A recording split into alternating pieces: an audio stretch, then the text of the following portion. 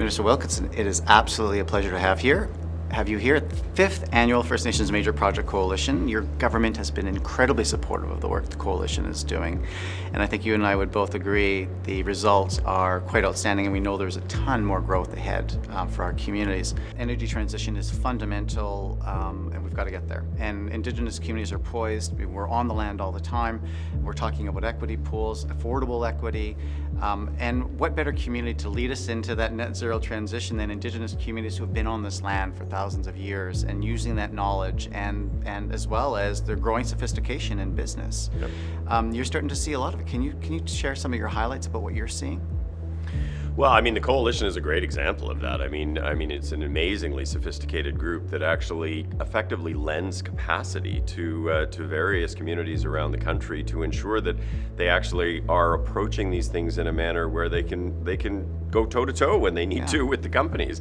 But it's also, I think on the long term, the Coalition is great, but we're working collectively to build capacity in all nations to be able to ensure that they can engage in a thoughtful way the conversations that need to happen around economic opportunity. Absolutely. And you talk about the companies. I mean, it's such an important relationship between industry, government, and our First Nations and Indigenous communities, and setting up the policy and the space to encourage these relationships, not only to come together, but to also to proliferate.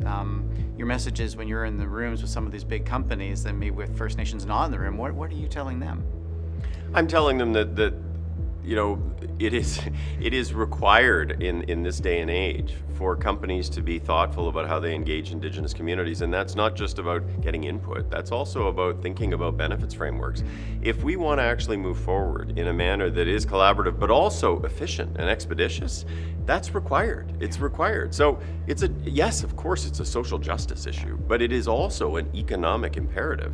And I think one of the things that we often forget in the day-to-day is we forget how far we've come. Like, if you look in that room, there are CEOs of companies from across the country who are saying, yes, we get it, and we actually want to be part of this conversation. 20 years ago, that room didn't exist. Right. And so sometimes I think you've got to celebrate the progress. Yeah. There's much more we need to do. There's no question about that. Yeah. But we have made a lot of progress in this conversation. It's been incredible, just for myself as a First Nation person from Northern Ontario, to be appointed to the Suncor board, and you see what Mark Little and the executive done, and the $950 million we spend in equity and infrastructure ownership. I mean, this is just the way of the future. And some of the challenges in our country have been around just challenge to get projects built, the uncertainty. And you and I both know that in order to create more certainty, it is this trifecta relationship with Indigenous at the center of that. And really looking forward to your continued leadership. You got a great team, and it's great to have you guys out. Any last words before we sign off? Well, the only thing I would say is, it's funny you say that, at times we've had this impression that it's hard to get projects done in this country, but I was struck by something that one of the speakers last night said, which is this whole conversation around ESG, which very much includes Indigenous and Indigenous component, actually can be seen as a barrier, but it also can be seen as an opportunity. In a world that is moving towards valuing low carbon and valuing biodiversity and valuing the input of Indigenous peoples, our products actually are going to rank enormously highly in the world because of the way in which we are moving towards thinking about these issues and ensuring that projects are done in a certain way. Well said. These are opportunities for our country to grow together. Thank you so much for your time, Minister. Thank you. All right. Thank you.